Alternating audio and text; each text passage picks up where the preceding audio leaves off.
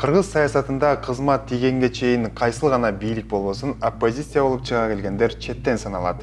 Эгерде бийлик майлуу сүттүү кызмат берсе, балык болуп байлык топтоп, кызматтан кол жуугандан кийин оппозиция болуп чыга келмейлер четтен саналат. Алардын бири Равшан Жээнбеков. Саламатсызбы? Сиз Автор ТВ медиасын көрүп жатасыз. Биз баштайбыз. Без прав женщин мы не можем строить цивилизованную правовую страну. Поэтому любой политик, который понимает это, он должен был прийти сюда и сделать определенный свой вклад.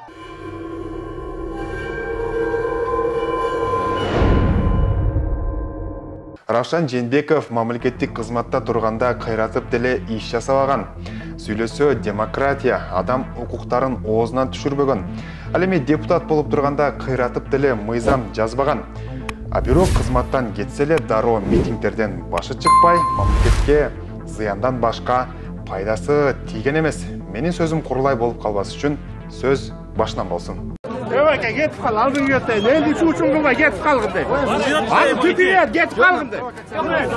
Hozir tutib salat chaqirlar. Равшан Жээнбеков өлкө эгемендик алгандан бери майлуу сүттүү кызматтарда иштеп келген.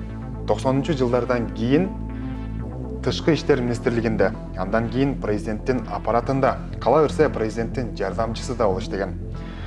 Равшан Жээнбеков 31 жашында үлкөн кызматта отурган. Ал 2001 жылдан 2005 жылга чейин мамлекеттик мүлктү башкаруу комитетинде иштеп турганда, бул ишкананы жөн гана башкарбастан эбегейсиз байлык топтоого да жетишкен. Кантип деп ойлойсуз? Азыр тизмектеп көрөлү. Равшан Жээнбеков 2001 жылдан кийин автоматтык түрдө мультимиллионерге айланган десек болчудай. Ал мамлекеттик мүлктү башкарып турган учурда 342 объектини приватташтырып жиберген. Ушул кызматта отурганда тагыраагы 2004 жылы Равшан Жээнбеков Арашан айылынан жер тилкесин өзүнө каттаткан. Ал эми Ысык көлдүн жээгиндеги Асылташ пансионаты кантип Равшан Жээнбековдун намына өткөнүн баарыңыздар жакшы билсеңиздер керек. Ал 2002 жылы бул пансионатты 13 гектар жер аянты менен 12,7 миллион сомго арзан баада сатыкка коюп, өзүнүн жакын досу Жусуповго аукциондун негизинде сатып жиберген. Чынында Асылташ пансионатынын негизги баасы 74,9 миллион сомго бааланмагын эсептөө палатасы аныктап чыккан. Жусупов 2003 жылы Асылташ пансионатын Асыл тур жоопкерчилиги чектелген коом деп өзгөртүп, анын негиздөөчүлөрү катары Жусупов 30%, Равшан Жээнбековдун дагы бир досу Куттубек Оморовго 40%, Равшан Жээнбековдун апасы Жайлобаевага 30% үлүшү менен көрсөткөн. Урматтуу көрөрман, Ысык көлдүн жээгиндеги Асылташ пансионаты тууралуу айтылчу сөздөр көп. Бул пансионаттын айланасындагы кызыктуу фактыларды кийинки берүүбүздө ачыктап беребиз. Ар бир бийликте оппозиция болмуш эткен Равшан Жээнбековдун туугандарынын байлыгын уксаңыз, төбө чачыңыз тик турат. Равшан Жээнбековдун аялы Салкын Алимбаевага Ашхабад көчөсүндөгү баасы 14 миллион сомдон ашкан номер 11 үй катталган. Анын аянты 448 квадрат метрге чейин барат. Бишкектин Эркиндик көчөсүндөгү номер 9 үйдөгү аянты 142 квадрат метрге барган базардык баасы 9 миллион сомдук номер 14 батир мурда Равшан Жээнбековдун аялы Салкын Алимбаевага таандык болсо, азыр жакын адамы Жени Эшимбековага каттап койгон. Ал эми Салкын Алимбаеванын эжеси Минаш Алимбаевага Рыскулов көчөсүндөгү номер 34 үйдөгү баасы 9 миллион сомдон ашкан номер 1 батир, Бөкөнбаев көчөсүндөгү номер 192 үйдөгү баасы 8 миллион сомдук 31 батир катталган. Дагы бир тууганы Алимбаева Рахимага болсо, Көкчар айылындагы Мадиев көчөсүндөгү 87 бөлчөк 2 үй катталган. Орто Сай айылындагы Аларча конушундагы 53 үй дагы ага таандык. Ал эми Равшан Жээнбековдун эжеси Мира Жээнбаевага болсо, улуттук коопсуздук кызматы мыйзамсыз баю беренеси менен 2019 жылы иш козгогон. Анда Мира Жээнбекованын 74 батири, 20га жакын соода жайлары жана 10дон ашуун унаа токтотуучу жайлары жана Бишкектин эң ыңгайлуу аймактарында жер тилкелери болгон. Равшан Жээнбековдун кызы Айсулууга Бишкектин Тимирязев көчөсүндөгү номер 80 үйдөгү баасы 8 миллион 300 миң сомдук номер 14 батир катталган.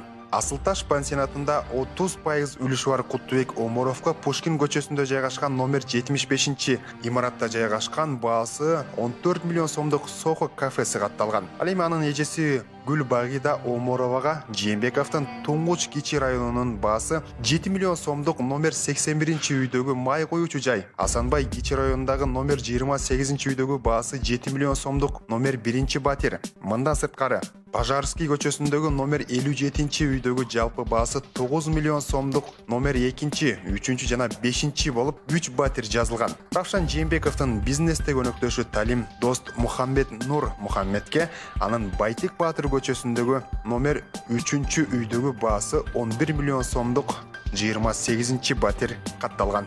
Ошентип, укуктук жактан алганда Равшан Жээнбековдун кагаз жүзүндө бир гана Chevrolet Suburban үлгүсүндөгү бир гана автоунаадан башка эч нерсеси жок кедей болгону менен анын достору жана жакындары миллионер болуп чыккан. Бул жагы кызык бекен. Деньги, богатство, власть, силовые структуры.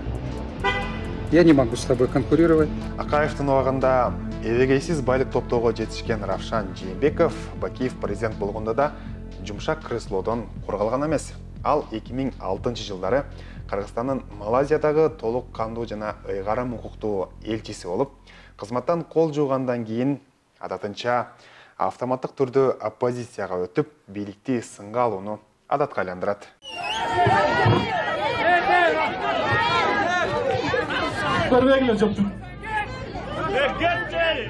2010 жылдардан кийин Атамекен партиясына мүчө болуп, ал аркылуу Равшан Жээнбеков Жогорку кеңешке депутат болуп келгени эсиңизде болсо керек. Баса, саясатчы депутат болуп тургандагы декларациясына көз чаптырып коелу. 2015 жылда тапшырган декларациясында саясатчы 1 жылдык кирешеси 697.595 сомду көрсөткөн. 65 чарчы метр үй, 188 чарчы метр дагы бир үйү, 180 50,5 жана 50,8 чарчы метр болгон 3 батири жана 1800 чарчы метр пансионат жазылган. Ал эми унаалардан болсо Lexus 570 автоунаасы жана Toyota Venza автоунаасы көрсөтүлгөн. Эми Равшан Жээнбеков 5 жыл депутат боло турганда эл үчүн мыйзам жазганы эсиңизде барбы? Менимче бар деп айтуу кыйын. Себеби ошол мезгилдеги депутаттык мөөнөтүн Равшан Жээнбеков Алмазбек Атамбаевди сындоо менен гана өткөргөн десек жаңылышпайбыз. Өзгөчө мен так билем, узурпацияга тиешеси бар экендигин президент Атамбаев Кыргызстандагы эң негизги узурпатор. Атамбаев узурпация кылып жатат деп сындаган Равшан Жээнбеков ал президенттик кызматтан кеткенден кийин дароо анын тарапташы боло калды. Албетте чогуу митингге да чыкты. Атамбаев башында турган, мурдагы президент болсо дагы, саясаттан кетсин деп талап кылып аткандар болсо дагы, мен бүгүнкү күндө социал-демократтардын Атамбаев башында турган оппозицияга өттүк дешин толугу менен колдойм. А что, так можно было, что ли? Үйрөнгөн адат калабы уйга жүгөн салабы демекчи. Равшан Жээнбеков оппозиция болмуш этип ар кайсыл кыймыл топторду түзө калмай адаты азыркы бийликте деле калган жок. Могу прийти с адвокатом, могу прийти один. Как скажете. Сотрудники ГКНБ, я возле Первомайского суда, я готов на все, от допросов до тюрьмы. Же дурустап конкреттүү айткан сунушу жок, же кыйратып аткарган иши жок. Айтор элдин көңүлүн өзүнө бордургусу келип жүрөт. Я буду таким президентом. Мой взгляд, мой политический опыт, мое видение нужно нашей стране. Жалаң гана мамлекеттик кызматтарда иштеп мультимиллионерге айланган чиновник коррупция боюнча сүйлөгөндө абайласа деп сунуштайбыз. Себеби анын мультимиллионерге айланышы дагы күмөндүү жагдайларды жаратат. Урматтуу көрөрман, биз бүгүнкү берүүбүздө Равшан Жээнбековдун канчалык деңгээлде өлкө үчүн күйүп жүрөрүн жеткирип берүүгө аракет жасадык. Сиз болсо ким кайдан акча табып, кантип байып жатканын өзүңүз таянак чыгара аласыз деген ойдобуз.